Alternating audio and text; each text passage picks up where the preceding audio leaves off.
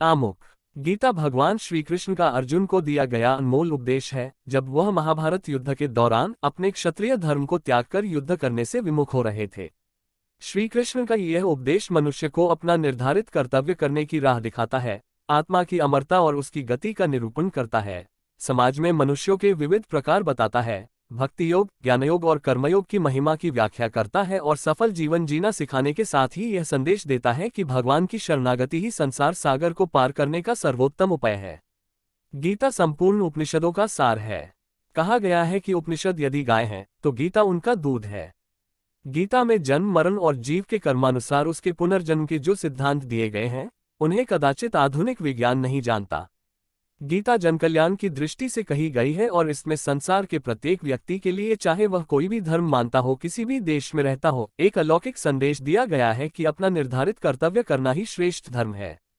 यह उपदेश इतना प्रभावशाली है कि इसको सुनकर अर्जुन को अपने युद्ध करने के कर्तव्य के दौरान अपने बंधु बांधवों की हत्या का जो संशय था, वह दूर हो गया और उसने भगवान से कहा, करिष्ये वचन तव, आप जैसा कहेंगे मैं वैसा ही करूंगा। गीता का यह उपदेश इतना गूढ़ और सारगर्भित है कि एक साधारण मनुष्य के लिए इसे समझ पाना अत्यंत कठिन है। इस ग्रंथ के दुरूह। 1. उपनिषद वह साहित्य है जिसमें जीवन और जगत के रहस्यों का वर्णन है। अध्याय 1 अर्जुन का विषाद। महाभारत युद्ध में श्री कृष्ण अर्जुन के सारथी बने और युद्ध आरंभ होने से पूर्व अर्जुन ने उनसे कहा कि वे उसके रथ को आमने सामने खड़ी दोनों पक्षों की सेनाओं के मध्य ले जाएं, जिससे वह ये देख सके कि उसे किन किन से लड़ना है।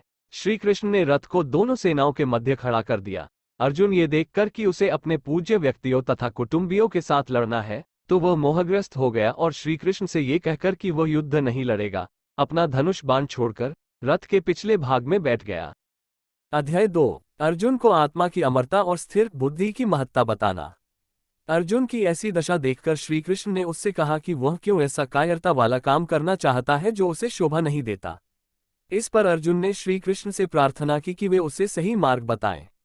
तब श्री कृष्ण ने मोह और अज्ञान से व्याकुल अर्जुन से कहा कि उसे हृदय की दुर्बलता को त्याग कर युद्ध करना चाहिए। मनुष्य के मरने पर बुद्धिमान पुरुष शोक नहीं करते, क्योंकि आत्मा अमर है और उसका नाश नहीं होता। आत्मा का ये स्वरूप जानकर उसे शोक का त्याग कर युद्ध करना चाहिए, क्योंकि एक क्षत्रिय के लिए धर्म युद्ध लड़ना उसका कर्तव्य है और इस युद्ध से उसे कोई पाप नहीं लगेगा। श्री कृष्ण ने उसे आगे बताया कि एक मनुष्य का अधिकार अपना कर्म करने में है, जिसे कर्मयोग कहते हैं, उसका फल पाने में नहीं है। कर्मण्येवाधिकारस्ते मा फलेषु कदाचन।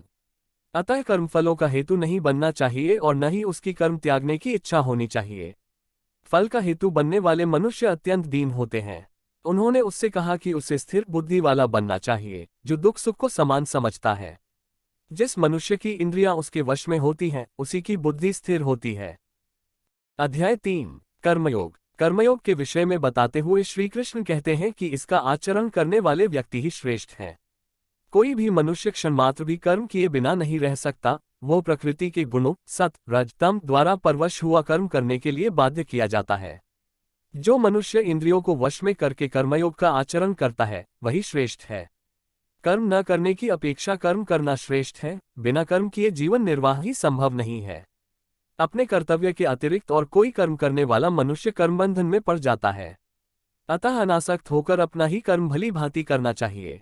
आसक्ति रहित कर्म करने वाला व्यक्ति परमात्मा को प्राप्त हो जाता है। आसक्ति रहित कर्म करने वाले श्रेष्ठ पुरुष आचरण को लोग अपनाते हैं और वैसा ही आचरण करते हैं। फिर अपना उदाहरण देते हुए श्री कृष्ण कहते हैं कि यदि वे सावधान होकर कर्म न करें तो बड़ी हानि हो जाए, क्योंकि सभी मनुष्य उनके मार्ग का ही अनुसरण करते हैं। इसलिए यदि वे कर्म न करें तो सब मनुष्य नष्ट भ्रष्ट हो जाए और वे प्रजा को नष्ट करने वाले बने। वे अर्जुन से पुनः कहते हैं कि उसे उन अंतर्यामी परमात्मा में चित्त लगाकर समस्त कर्मों को उन्हें अर्पित कर अनासक्त भाव से युद्ध करना चाहिए। वे आगे कहते हैं कि प्रत्येक इंद्रिय के भोग में राग और द्वेष छिपे हैं, मनुष्य को उनके वश में नहीं होना चाहिए।